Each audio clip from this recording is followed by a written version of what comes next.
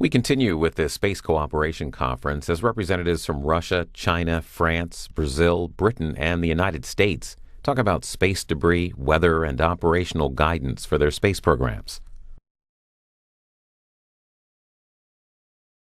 Hello. Could I get everyone to take their seats, please? We've got a really crowded panel this afternoon. I want to make sure everyone has time. If all of the speakers could please come up to the front and take their place. You can see that we have a lot of people, and we're glad about that. I don't even have a chair, so I'm going to start the proceedings. Everyone's biography, with the exception of our colleague Alexander Ermolev from the Embassy of the Russian Federation, the Science and Technology Counselor, who has joined the panel. His biography is not in the pack right now, but we will have it provided to you all at a later time. So everyone else's bio is in the packet, and we are going to go down in the order in which people are seated. So we're going to start with Pascal and simply go on. Each of you have 10 minutes, and as I just said about time, please do keep the time. Don't make me have to jump up out of that seat and point at you, okay? I'll try my best. Thank you very much. I am greatly honored to speak in front of such a distinguished audience. I'd like to thank the organizers for the invitation to this workshop. I believe I got that honor as a French delegate acting in support of the French Ministry of Foreign Affairs and participating for the last 5 years to the working group on the long-term sustainability of outer space activities. And previously as a member of the Expert Group B, co-chaired by Dick Bonnecke and Claudio Portelli on space debris, space operation, and tools for collaborative space situational awareness. France has always attributed a serious interest to the long-term sustainability and has played an active role in this working group. In particular, I would like to recall that the idea of creating such a working group was proposed by the French Gérard Brachet in 2008 when he was chair of the committee. We all know the necessity here of strengthening the long-term sustainability, safety and security in space. It is our collective best interest for all peaceful spacefaring nations to encourage the responsible use of space and minimize orbital debris to protect any in-orbit maneuvering spacecraft from risk of collisions and to preserve the space environment. Today, we are all convinced here that this first set of 12 consensual guidelines agreed last June in Vienna was a huge achievement for the Committee on the Peaceful Uses of Outer Space. However, there's still much work to be done. Additional guidelines, probably the most difficult ones, still need to be discussed over the next 2 years, with the goal of forming a full compendium of guidelines to be adopted by the committee and referred to the General Assembly in 2018. This full compendium will coincide, as it was mentioned before, with Unispace Plus 50, and this extraordinary conjunction requires the LTS working group to face this new challenge and to succeed in its endeavors over the next 2 years. Please let me now focus on what we do in France in terms of best practices for space sustainability. First, the French Space Agency, CNES, founded in 1961, is a major actor for outer space sustainability in France. CNES is the government agency responsible for shaping and implementing France's space policy in Europe. The agency is under the Ministry of Higher Education and Research, along with the Ministry of Defense. The agency's more than 2,400 strong workforce constitute an exceptional pool of talent, with some 1,800 engineers and executives, 35% of whom are women.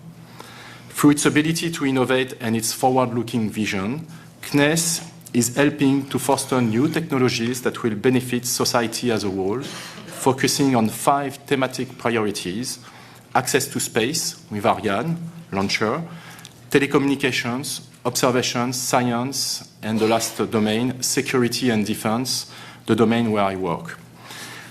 In the domain of space situational awareness for outer space sustainability, awareness of the highly dynamic and increasingly complex near-Earth space environment seems indispensable for safeguarding space-based assets, ensuring access to space, and contributing to the security and sustainability of space in the long run.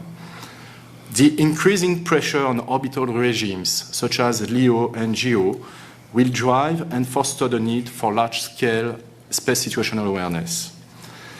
I would like to explain here the whole strength and efficiency of our SSA organization in France based on its dual civilian-military character. There's a full cooperation and very close link between the French MOD and the French Space Agency. These links are unique in Europe, and we are convinced it's the best way to proceed to address national issues as well as international cooperation ones for outer space sustainability. In Europe, we want to share with our partners the same feeling of the advantage of duality. The French dual organization in SSA consists of 4 different levels: the programmatic and decision-making levels, the sensor level, the operational level, and the research and development level. At programmatic and decision-making level, the French Space Agency CNES, the French Joint Space Command, and the French Armament Procurement Agency, DGA, closely cooperate together for many years to define policy, capacities, and priorities in space surveillance. At the sensors level, the French MOD operates the GRAV survey radar and several tracking radars, the SATAM radars and MONGE, that CNES uses on a regular basis. GRAV is a bistatic radar, operational since 2005, designed by ONERA, the French Aerospace Lab, and operated by the French Air Force. It is capable to detect and catalog on a daily basis 3,000 objects of 1 square meter until 1,000 kilometers of altitude. GRAV is a unique asset in Europe as it is the only operational space surveillance radar available for the moment. GRAV provides a first level of autonomy for large LEO objects in France. At operational level, we have 2 operation centers in France. The Military Cosmos Op Center of the French Air Force, located in Lyon, is responsible for air and space defense in front of the Prime Minister, according to the French Code of Defense.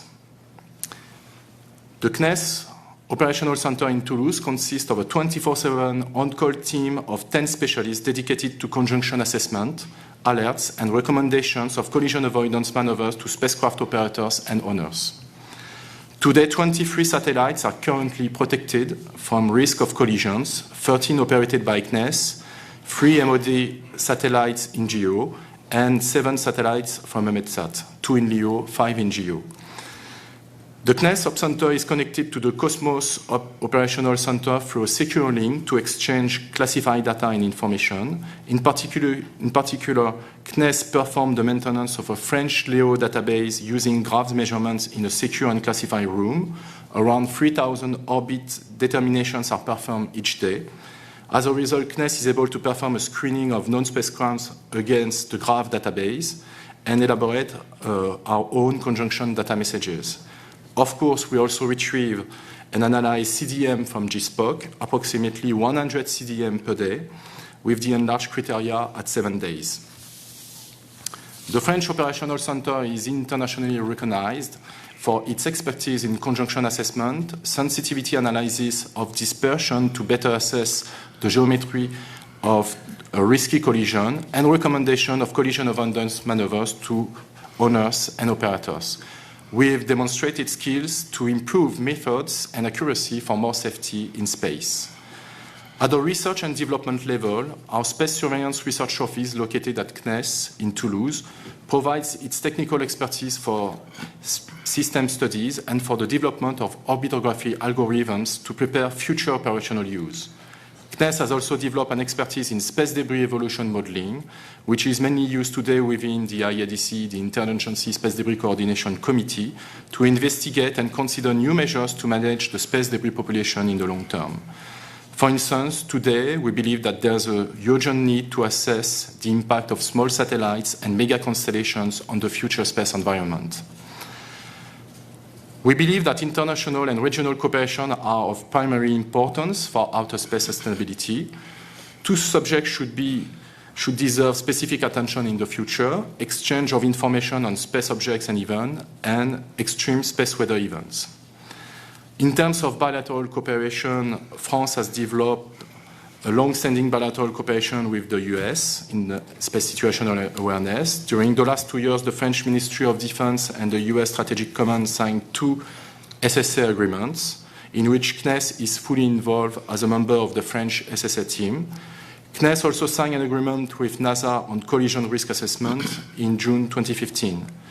In Europe, following the decision of the European Parliament and the Council establishing a space surveillance and tracking support framework, France concentrates today most of its efforts in building this initiative together with the United Kingdom, Germany, Italy, and Spain, supported by the European Commission.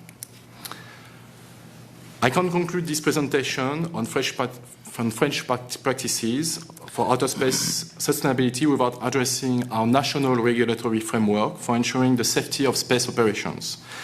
The French Space Act on Space Operations, adopted in June 2008, imposes to our spacecraft operator a strategy of space debris limitation.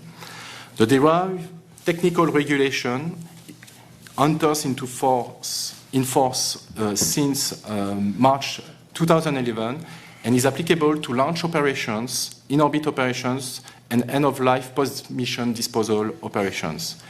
CNES has the responsibility to control spacecraft operators on behalf of the Ministry of Higher Education and Research, which in turn delivers the authorization to the operators.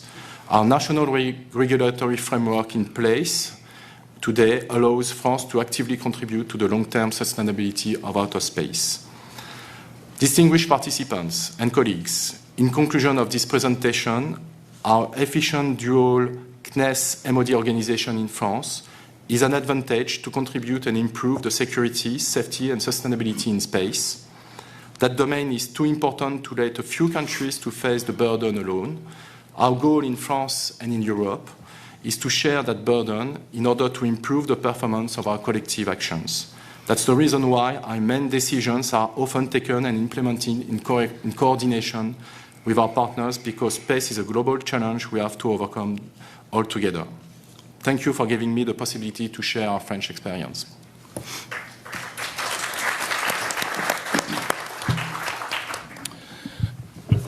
Good morning.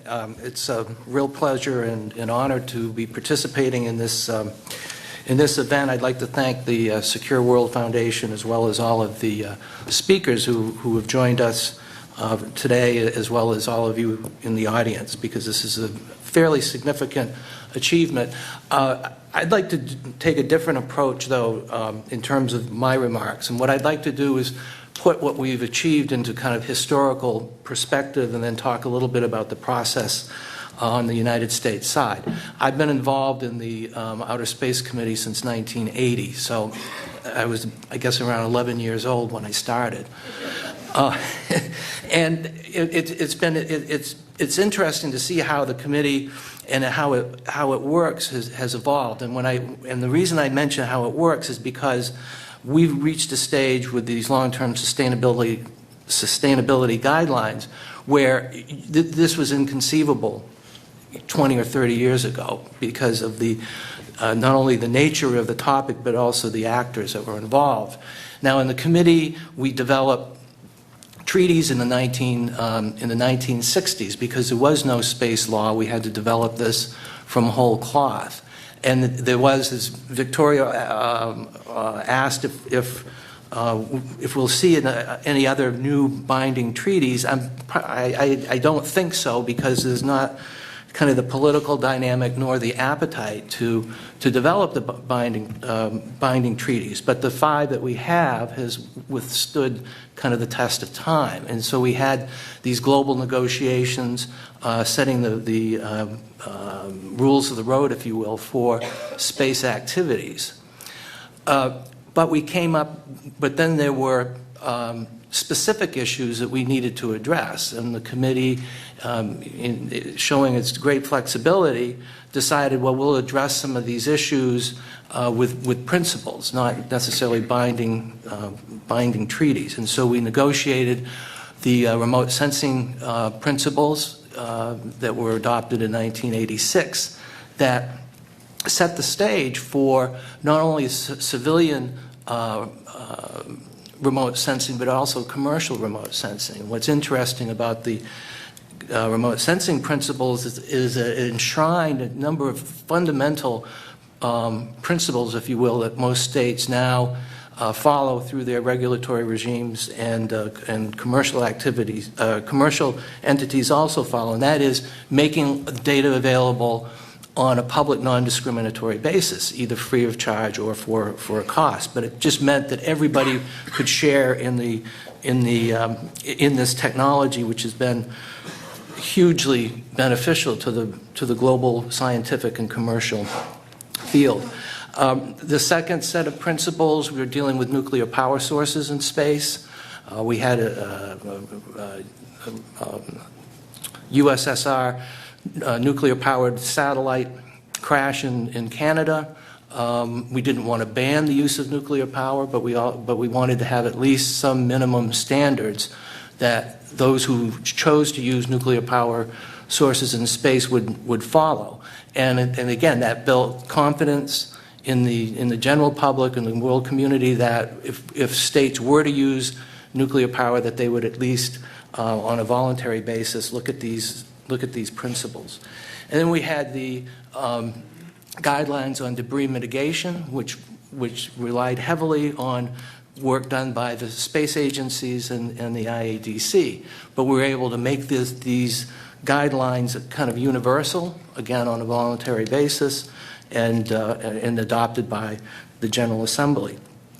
So we have that legacy, and then the next phase of what we've been doing in the committee is not necessarily developing new guidelines, but looking at what states do to implement the treaties as well as the principles and other agreements within the committee. So we've had a review of national legislation in the legal subcommittee, which looked at what states are doing to give effect to their obligations under the outer space treaties. And what that does is it provides a model for other states who are contemplating, their own space programs, or who believe that they need some kind of national legislation to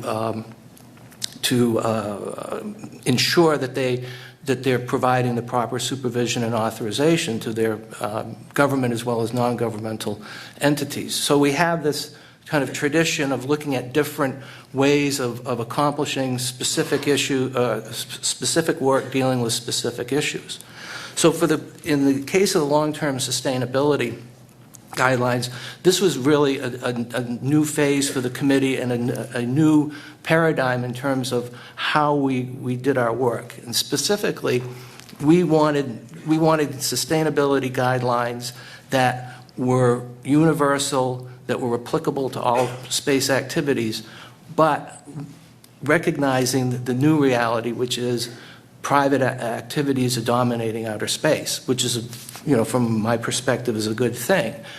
But we could not develop these guidelines in a vacuum. We needed to have not only government experts, and we had, Audrey and Dick Beneke on the U.S. side, as well as Amber Charlesworth from the State Department, who formed kind of the core of our negotiating team.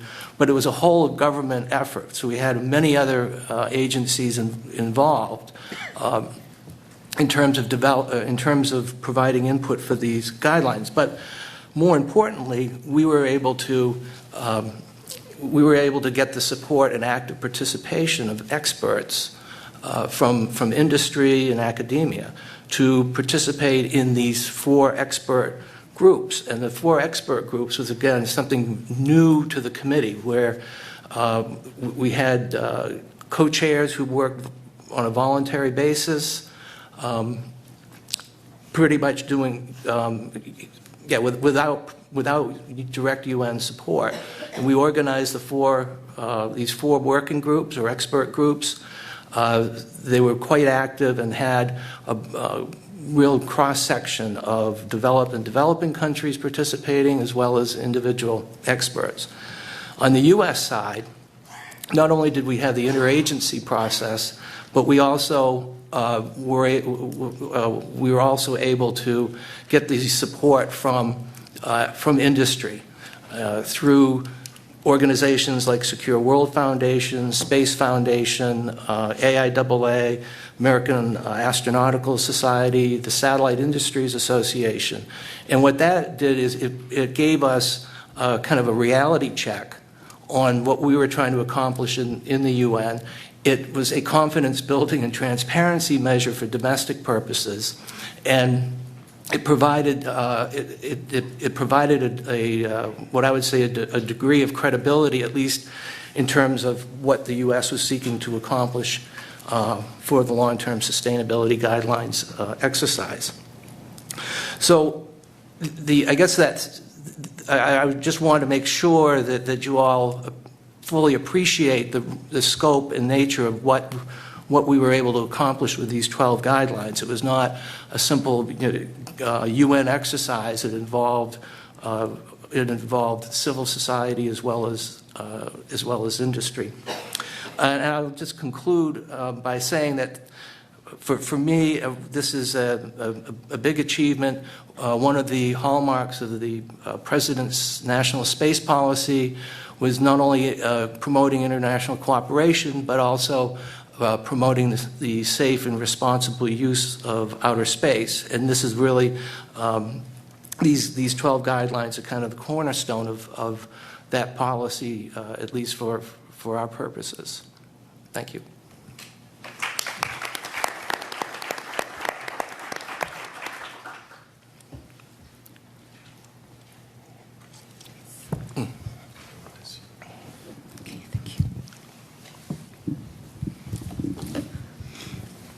Good morning, ladies and gentlemen. I'm glad to be invited to attend this workshop, and my colleagues and I will learn more about at this workshop. And now I worked on space debris field, and in this LTS event, I worked as a Chinese delegate for work export group B for space debris for 3 years, and now I worked continues to support the working group's work for the LTS. Now I give brief remarks of our work, Chinese work on the space debris mitigation and space debris countermeasures. Now, hypervelocity impact of space debris is fatal to in-orbit spacecraft, and space debris re-entry impact on human and asset safety. Population increase of space debris critically affect outer space activity long-term sustainability. Now I give 6 aspects on our work in China. First is in space policy. China has consistently adhered to maintain peaceful use of outer space and sustainable development of outer space activity. And our policy file white paper on China's space activity in 2000 first point out that the issue of space debris is a challenge to space activities. The white paper of 2011 point out that China will continue to strengthen its work on space debris observation and mitigation and spacecraft protection. Besides, China will develop technologies for monitoring space debris and conjunction analysis and risk assessment, and small near-Earth object observation. will set up a design and assessment system of space debris mitigation and take measures to reduce space debris left by post-mission spacecraft and launch vehicles. Second aspect is about our space legislation. In July 2015, the National Security Law of the People's Republic of China was promulgated. In Article 32, it states that persists in the peaceful exploration and use of outer space, strengthening international cooperation and preserving the security of space activity and assets. Now, under this law, the China's national space law is being formulated, and it will be give the draft version at about next year. Third aspect is on our space activity regulations.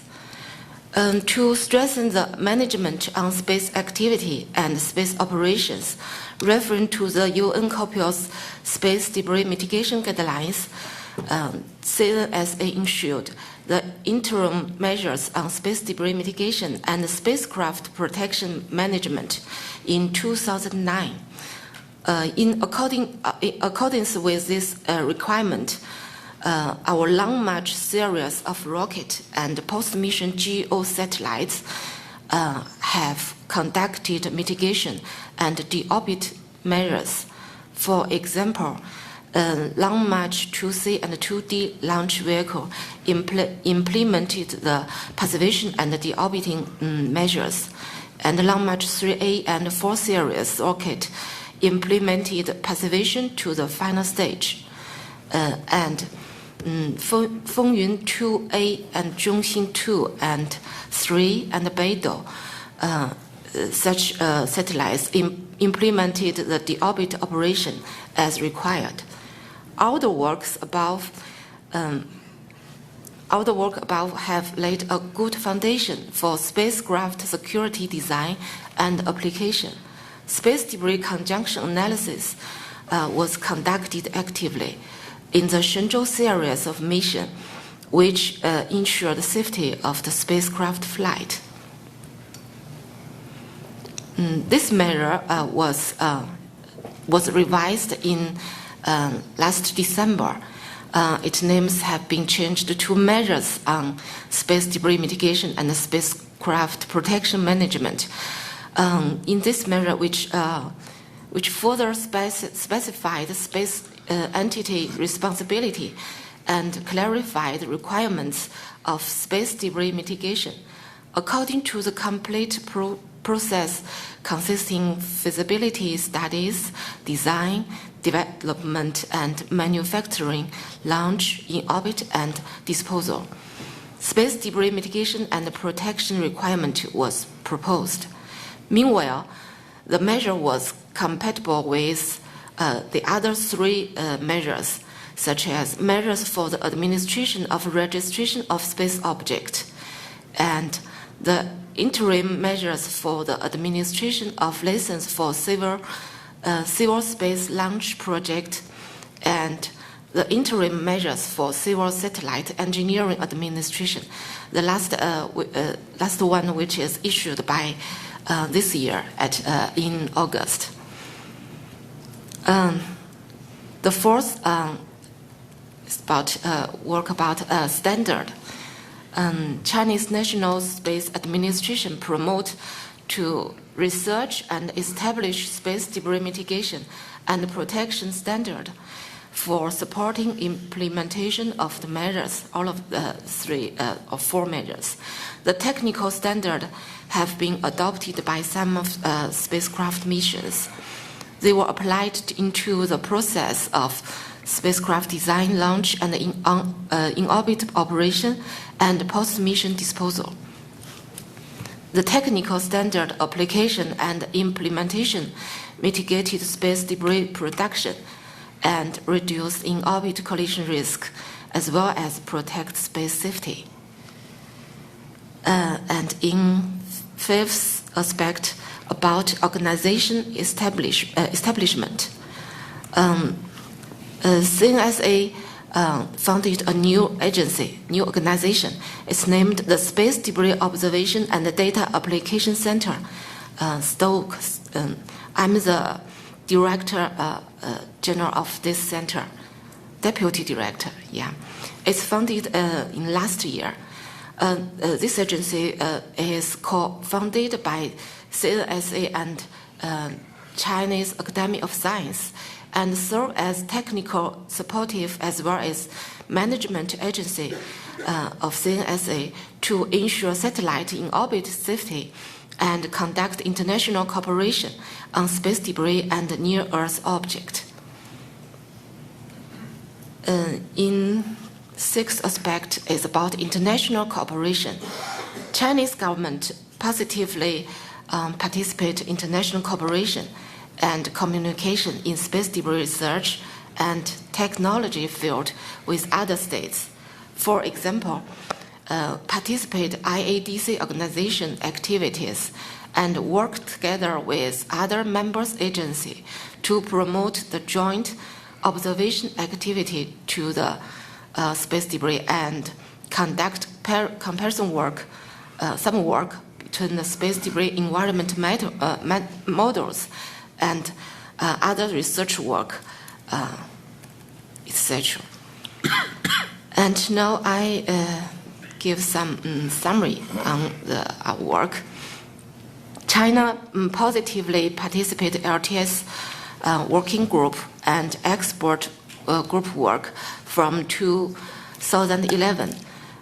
In next several years, we will continue to strengthen multilateral, regional and bilateral dialogue in a constructive manner and work with other countries and other member states to study and exchange development practice that promote the long-term sustainability of outer space activity and actively promote the development of the modernization of outer space governance and the rule of law within the framework of the United Nations.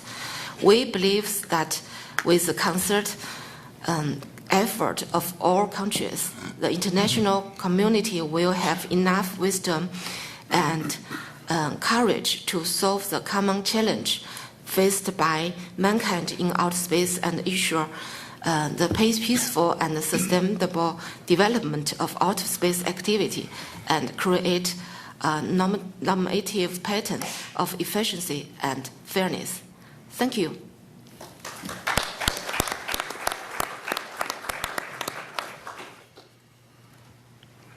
Right, so we are pressed for time. You know, as I was sitting here thinking, this is a very busy session, panel. We are very crammed here. This is what a satellite in one of those orbits full of space debris must feel like. You know, they can't really move around without bumping into one another, you know. Well, I'm going to use my smartphone to check for time. You guys here cannot see, you know, Ken is really classy. He's got a pocket watch. You can use that. No, I don't trust those things, you know. I'm evolving. Well, thank you. I would like to thank the Secure World Foundation and the Department of State for the invitation and their support, and I hope my participation can justify the expectation they placed on me. I have been told I have to be brief, and this is a particular challenge to a Brazilian. You know, probably more difficult than getting our guidelines approved, Peter. Brazilians are not known for their concision, you know, but I will do my best. Well, let me start by saying that the views I'm going to share are based on my own personal experience of drafting proposals for the LTS documents and exchanges with other developing nations, particularly the countries of GRULAC. And as such, my views here should not be understood as generalizations that could apply to all emerging actors. But I believe that these observations are more than just educated guesses, right? And they could inform our discussion here. Well, when we started discussing the GRULAC proposals, one thing that we realized very soon is that we were dealing with different degrees of understanding of what the implications of the LTS process were, or are, because we were still working on them. And then as we work together, I gained some insight on some of the challenges faced by these different emerging space sectors and, and challenges that affect their participation and which I believe will also affect the implementation stage, which is something we are discussing here. One thing, for example, is that decision and policy makers in each country, they may have limited awareness of the importance of maintaining and preserving the sustainability of outer space activities. If I put it bluntly, they do not realize the far-reaching consequences of our discussions sometimes, right? And then it is often the case that developing countries have limited resources, and in the widest sense, resources of all kinds, to handle these tasks that will stem from the implementation of LTS guidelines. And obviously this fact, can be attributed in part to the lack of awareness I just mentioned, because they don't realize what's involved. They do not devote enough resources, enough time, enough funds to develop these resources. And now this is, of course, followed by limitations in terms of human resources, right? Smaller countries may simply do not have enough expertise to handle such issues. And another problem that we face, and this is something that stems from my personal experience, is that decision-making on space matters is fragmented sometimes. There may be either too many actors involved, there may be too many actors involved and poor coordination among them. And then when you don't have really established governance and roles in those discussions and implementation of space policy, space issues, discussions tend to shift from the military to the scientific to the diplomatic community, back and forth. And then this makes it very difficult to consolidate national positions, right? And you realize this when you are discussing, for example, some issues there in the LTS, when we meet as GRULA countries. You have these consultations going back and forth, and positions tend to change from one session to the next for no apparent reason, right? And these limitations, then they have a very interesting consequence. As they have, countries face limitations in human resources and in technical and regulatory matters, this means that they tend to get involved with conceptual aspects of the guidelines, of the discussion, right? And to some extent, this was the case in the proposal of Brazil and GRULAC at the beginning, right? Our proposal at the beginning, they share really a conceptual rather than a purely practical nature, right? And then obviously, as we got involved, we familiarized ourselves with technical aspects of the discussions, things like, information on launches, etc. And then, we as diplomats in my case, but there were other colleagues who were legal specialists, they had to seek support of technical experts back home, and this makes, again, the negotiation process much more complicated, right? And again, your challenge will be to identify who your domestic interlocutor is, right? Who are you going to be seeking for support, okay? And then a point that I would say does not apply only to emerging space countries or developing countries. I think it applies to all of us, but in our case, this is perhaps used too often as an excuse. And we tend to overlook that, is, we need to handle internal criticism about the progress of the discussions. We all do, right? But in the case of emerging space actors, this criticism is sometimes used to justify, justify limited or no participation. Why are we doing this, this kind of thing? Because, these are just always the same guys discussing this, and we're just being called to, kind of check, offer a check mark, then say, okay, everything is okay, because it's consensus-based. And I have heard officials ask me why we were involved in the process at all, something like, this is not something we should be dealing with. Our concerns are much more mundane, This is not true, of course, but, and it is an opportunity to educate these people in a sense. But in countries with smaller space programs, this is not always possible, right? It's something we have to be aware of.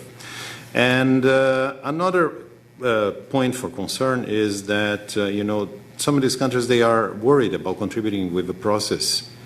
They may create technical and financial barriers that may burden space programs whose funding is often very limited.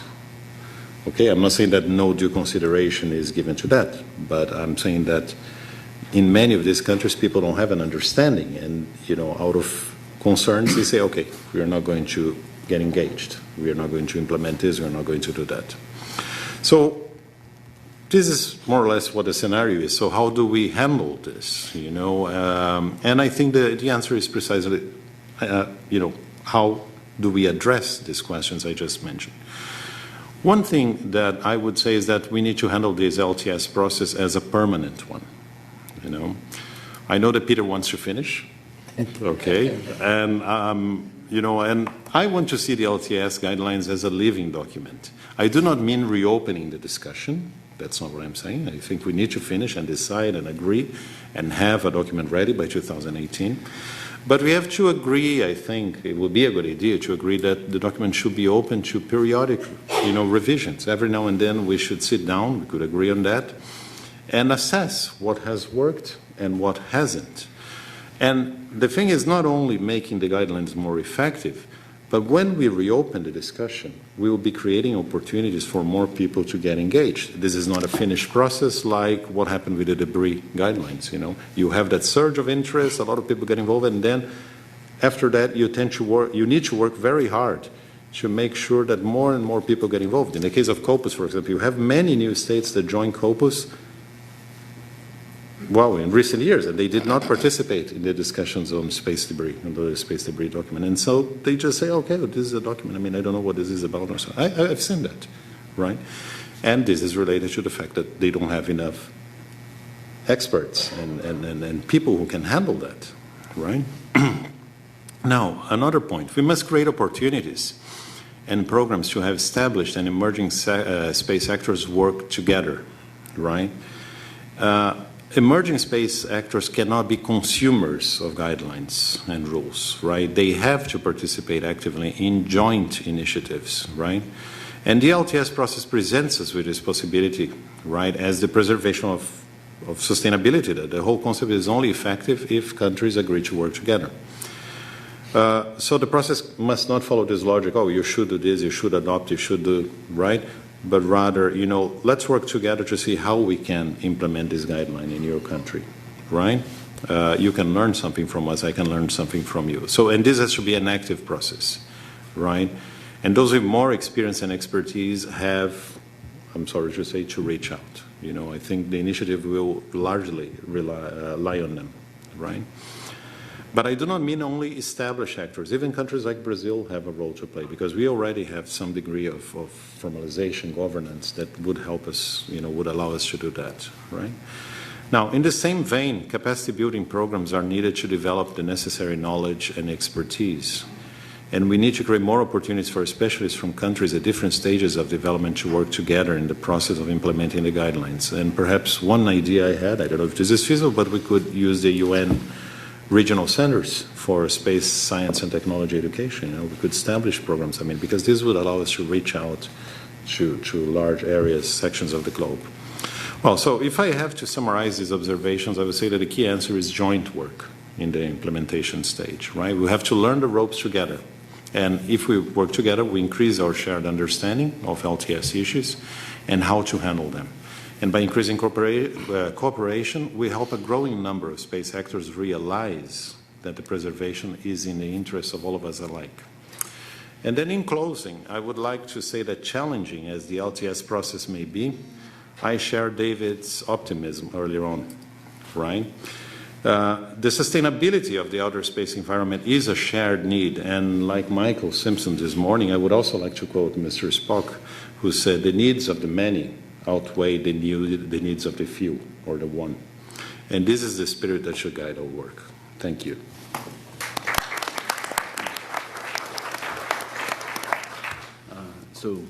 I very appreciate the invitation of your World Security Foundation and the State Department to join. As I joined this panel, important panel, at the very last moment, I will present myself. I'm Alexander Anlaev. I'm a Science and Technology Counselor at the Russian Embassy, and I cover all the areas of scientific cooperation, including space, that are not suspended by today, not by Russian initiative.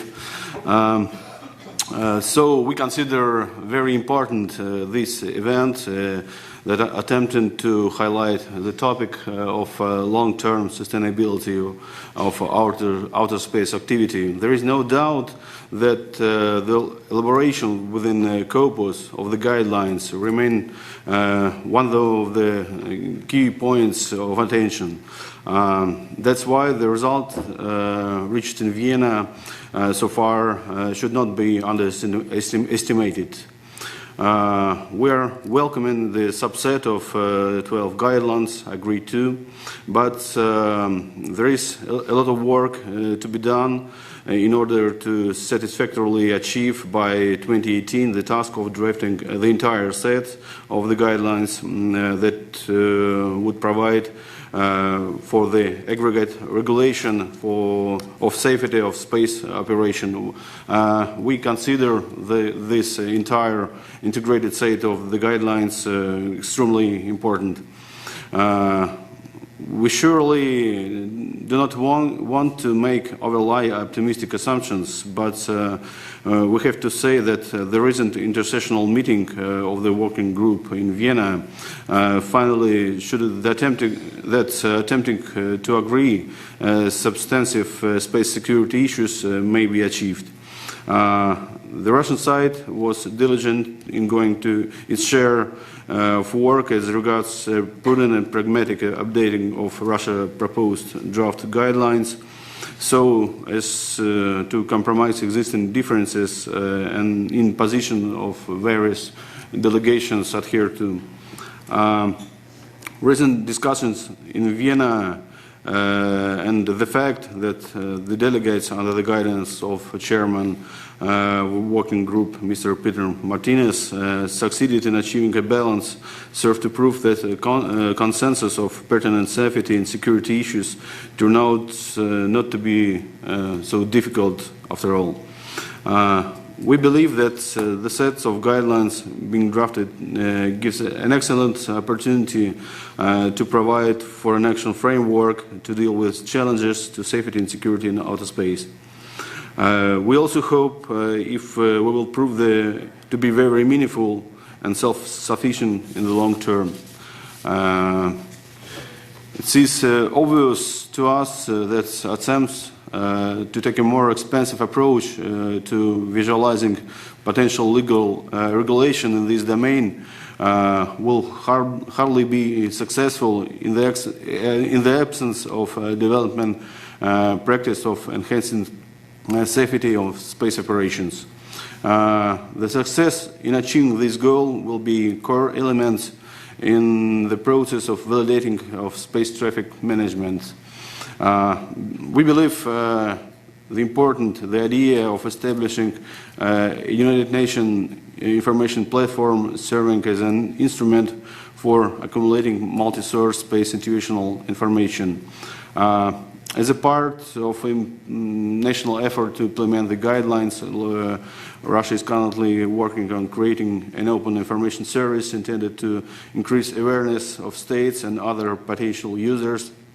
So here Russia has sound motivation and well-reasoned methodology.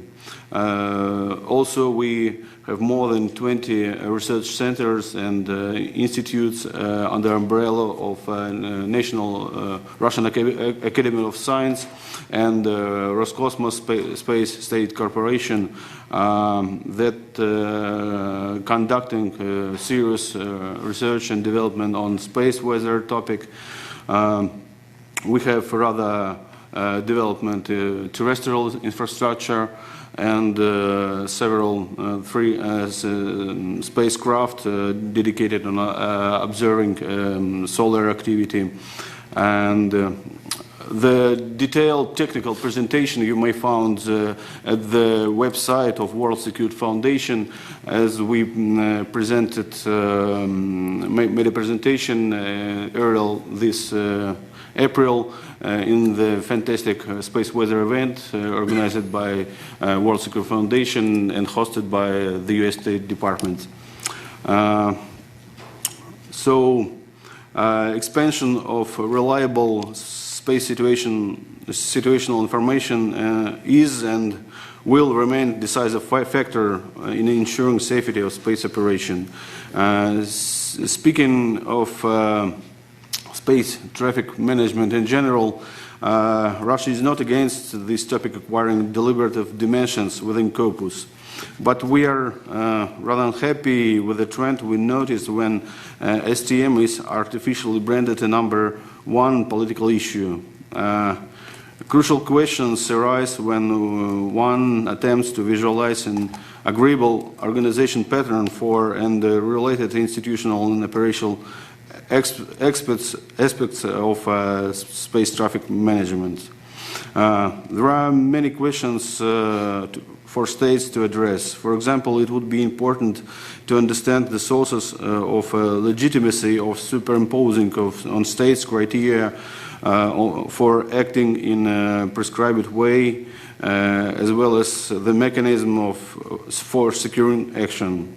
We cannot but notice that among the current ideas on STM expressed publicly are those that are based on extravagant assertions and important dramatic change of condition for carrying out space activity. Some experts go as far as proposing to identify new stratum, which would be in between airspace and near-Earth outer space. In advancing this idea, authors do recognize that the basic norms of international space law related to non-placement of nuclear or other weapons in outer space will not apply to this newly identified stratum. We strongly oppose this idea. We are not also supportive of the idea that the right to self-defense could be invoked in outer space.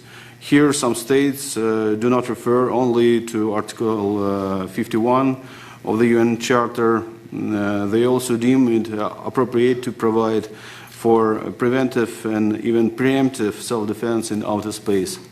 The Charter of the United Nations certainly does not provide for such types of self-defense either on Earth or anywhere.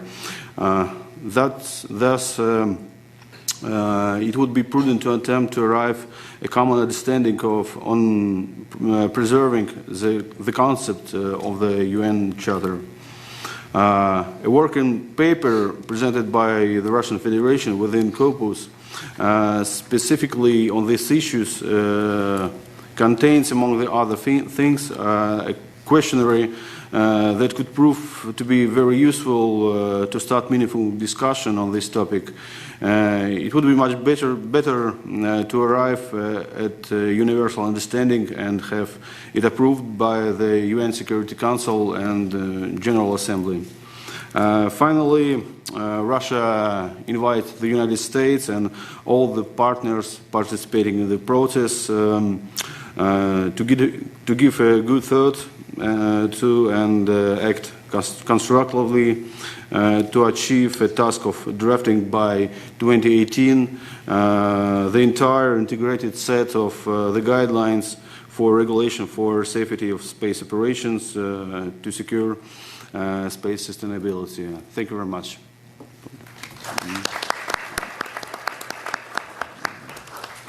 Thank you very much. Thank you very much for inviting me to this very interesting workshop. My name is Atsushi Saito. I'm director of the Space Policy, Japan. So to begin with, I would like to briefly explain Japan's current activity on outer space. Japan, as one of the space-faring nations, Japan is now conducting our own space program and also positively cooperate with the international community. And also concerning the international cooperation, especially the multilateral cooperation, Japan is now engaged in the International Space Station Program in collaboration with the United States, Russian Federation, and Canada and the European Union countries. And we decided to cooperate for this program project by the year 2024. And also, Japan will host the next round of the International Space Exploration Forum, so-called ISEF meeting, in possibly 2017.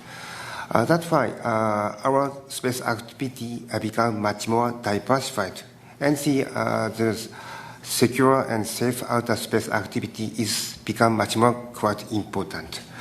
So Japan always emphasizes the importance of the rule of law in outer space. In this context, LTS, a long-term sustainability guideline, can play a very critical and important role to share and promote this concept in the world. Well, actually, Japan participate and Japan support this process from the beginning. During the 6 years negotiation process, we contributed from the point of human resources to this process as the chairman of the committee itself, and also the chairman of the STFC, and also the chairman of some working group, such as the space weather. And but however, until now, we are always facing very difficulty to conclude the agreement on this point. But finally, in this June, we could agree with the first set of guidelines. This is a quite important step forward for the rule of law in outer space. Well, actually, we couldn't have any kind of agreement or legally binding agreement for these 40 or 50 years. But now we need to have some kind of more not legally binding document, so-called soft law. So this first set of guidelines clearly shows the importance of the rule of law in outer space, and UN system can play an important role to the process of rule making. So at this stage, I would like to explain more in detail Japan's effort with regard to this first set of guidelines. For example, firstly, I would like to touch on the issue of guideline 1, 2, and 3. These guidelines deal with the national legislation framework and supervision. Until now, Japan doesn't have any kind of concrete, comprehensive space law, but in order to comply with this guideline, we are now preparing new legislation, so-called Japan Space Activity Law. Under this law, the supervision and control of launch and the operation of space objects can be made by only one law. This law makes much more clear for Japan's space activities. And also, concerning Guideline 12 and Guideline 13, these guidelines deal with sharing information about space objects and space debris. Also for Japan, we put the importance on the issue of the space situational awareness, SSA, and cooperation in this regard. In our basic policy on space. And now Japan is implementing our effort to cooperate space SSA activity with other countries, including US. And also we try to cooperate much wider range in this regard. Well, currently we have only 2 facilities for these SSA activities, but we are now planning to develop a much more comprehensive picture of Japan's SSA activities. And concerning the guideline 25 and 26, these guidelines are dealing with the capacity building and the awareness raising issue. As advanced spacefaring nation in Asian countries, Japan is always implementing our cooperation project to basically Asian region. For example, Japan established the framework of APRSAF, Asia Pacific Regional Space Agency Forum, and periodically holds the high-level conference. In this conference, we deal with so many cooperative projects in the area of the disaster prevention and the global issues such as the environmental issue, and also the active engagement of international space activities by the Asian countries through the project of Kibo Cube, which was mentioned by Ms. Dipopo.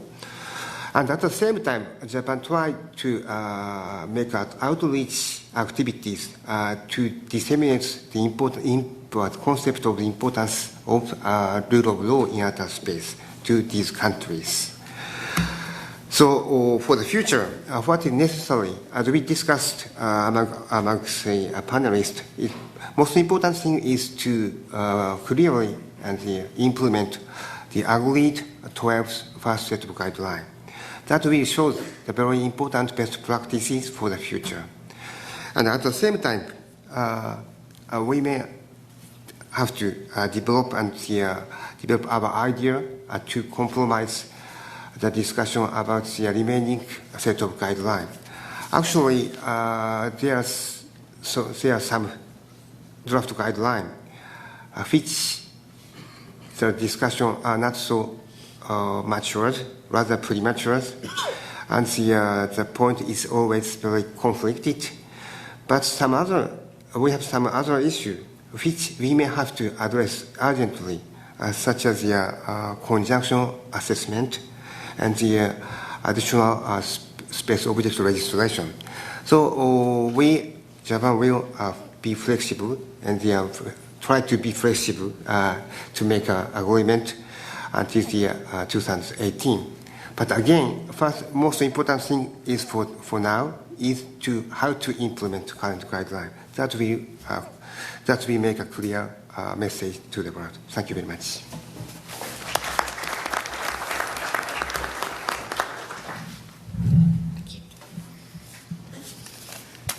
Good morning, everyone. Thank you for allowing me to join this very distinguished panel.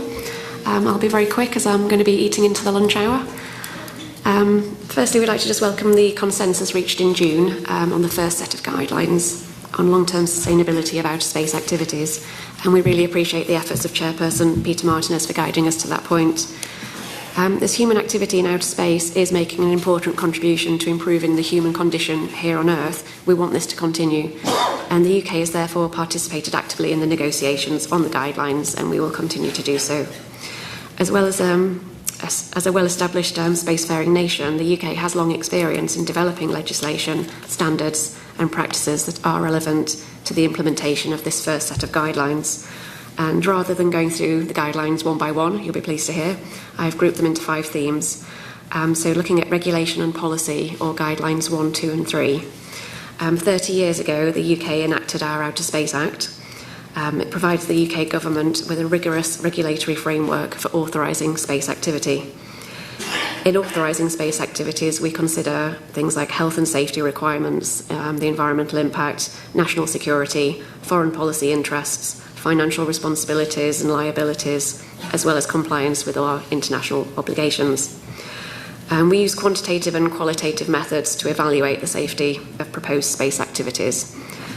Quantitative analyses focuses on reliability and functions of critical safety systems and hazards associated with hardware and risks, as well as hazards posed to public property and individuals who are near the launch site and along the flight path. Qualitative analyses will focus on the organisational attributes of the applicant, such as their launch safety policies and procedures, the qualifications of some of their individuals, and critical internal and external interfaces.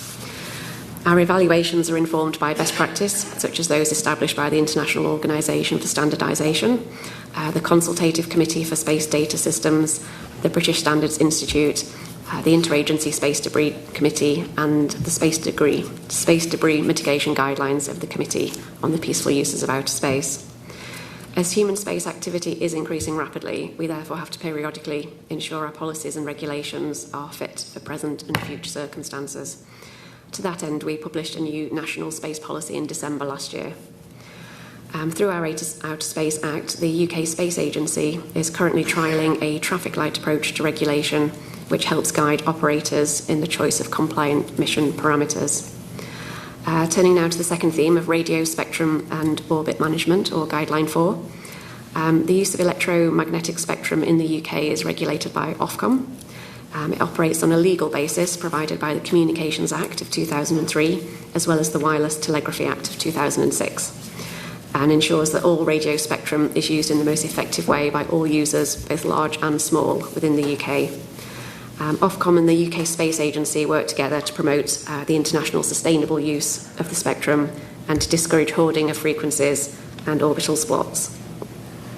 When authorising space activity, we carry out a technical analysis to ensure that space objects that have terminated their operational phase do not pose any long-term interference in orbital regions. In low Earth orbit, we ensure that the orbital lifetimes are compliant with the 25-year recommendations in the guidelines. And in geosynchronous orbit, we require space operators to boost their spacecraft at end of life into an orbit above the GEO region so that they don't interfere or return and become part of the so-called graveyard orbits, again in line with all of the guidelines. We regularly check with UK operators to ensure the reliability of the re- and de-orbit systems and availability of fuel to conduct such manoeuvres. In terms of orbital safety, or guidelines 12, 13, 27 and 28, the UK is engaged in a number of national and international activities to improve the collection and sharing of data on orbital objects and debris. We've conducted research and experiments to improve the accuracy of orbital data for space flight safety in collaboration with Australia. And we're also home to the Space Data Association, which is an association of satellite operators that supports the controlled, reliable and efficient sharing of data, which is critical to the safety of space flight operations. We're members of the Interagency Debris Coordination Committee. We hosted the last meeting in April of this year. And we share data and methodologies in support of efforts to better understand how orbital debris is populated. As the rate at which orbits are placed in orbit is exceeding the rate at which they are removed, the active removal of debris will therefore become a necessity in the future. And the UK is at the forefront of research into technologies and methods required for such activity, such as the Removed Debris mission from the University of Surrey. We should also aim to reduce the amount of debris which is created during launch, and we're supporting development of novel technologies such as the Sabre air-breathing rocket engine, which has the power to deliver low-cost, low-impact and reusable access to space. Moving now to space weather, or Guidelines 16 and 17, we've identified space weather as a potential risk to the long-term sustainable activities in outer space. We therefore published our space weather strategy in 2015 to guide our action to improve the UK resilience on the ground and in space-to-space weather events. We're working internationally with our partners to improve the forecasting of and response to space weather events. For example, the UK Met Office is involved in the inter-programme coordination team on space weather at the World Meteorological Organisation. And the UK Met Office is also part of the International Space Environment Services Association, collaborating on space weather forecasting and modelling. The British Geographical Survey hosts the World Data Centre for Geomagnetism, which forms part of a worldwide system of data exchange on such events. And we also fund projects through the European Space Agency and the European Union, developing space weather forecasting techniques and models. And the UK Space Agency funded a study on the socio-economic costs of space, whether at a global and national level. Finally, moving to the last area of capacity building and information sharing, or Guidelines 25 and 26. A good example of some of our recent capacity building is the UK's participation in the International Charter on Space and Major Disasters. The UK Space Agency works with DMC International Imaging Limited to enable countries affected by natural disasters to make optimal use of space-derived data to respond to those disasters. And another example is providing access to international experts on space governance through courses such as ones held by the London Institute of Space Policy and Law. And that was a very quick canter through some of the UK national activities. Thank you.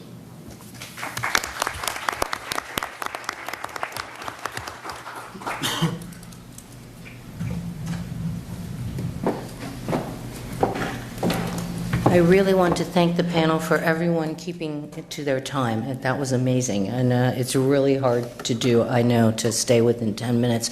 The organizers, Victoria, has let me know that we have 10 minutes maybe to eat a little bit into the lunch break so that people can ask questions. I do encourage the audience to do so. This is a great opportunity for you all with such a great panel. So please wait for the microphone and identify yourself. Thank you. Hi, I'm Marcia Smith with Space and Technology Policy Group. And my question, I think, begins at least from Mr. Emoliev. So there are 12 guidelines on which there's agreement. There's another set on where agreement is close and another set where agreement is far apart. When you talk about the need for an integrated set of guidelines going forward in 2018, is it Russia's position that all of them have to have consensus reached, or can you have a smaller set go forward? Actually, we consider that by 2018 should be an integrated package of the guidelines to agree. Yes, we do not consider the guidance of safety operation as an additional one. We think that it would be a full package of the guidelines. Even more, I can follow up with you with the more expertise of our Minister of Foreign Affairs. Thank you. Thank you.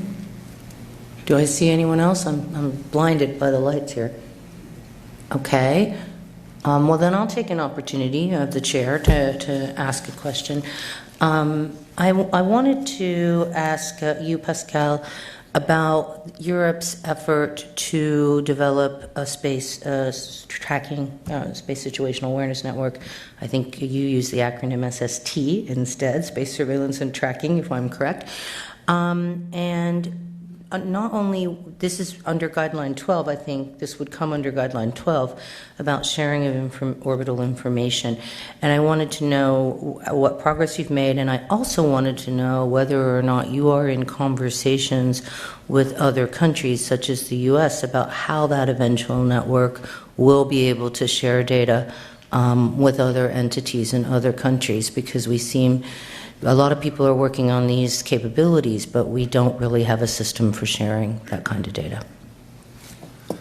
Thank you for the question. Indeed, there's an initiative in Europe today, and we are building this cooperation for the moment with 5 member states, and would not talk deeply on this initiative without, of course, my partners. I think today there's a proposal on the table. It was a US proposal to create an expert group on information exchange on space objects and events. So we need to work on that issue. There's the objective would be to discuss the possibility to exchange information. So we have a clear, I would say, objective. But then, how can we implement this proposal? There could be international cooperation. It could be regional cooperation, as in Europe today. There could be a multilateral proposal. So there could be different proposals, different means to reach this objective of exchanging information on space objects and events. And I can't say today what could be the result of such a work. So we need to work on this before having some conclusions. Okay, thank you. Do I see any other questions? If not, I think everybody must be hungry. If not, we will adjourn to lunch. Victoria, is it just straight out the door? So thank you all, and let's give a big round of applause to this fabulous panel.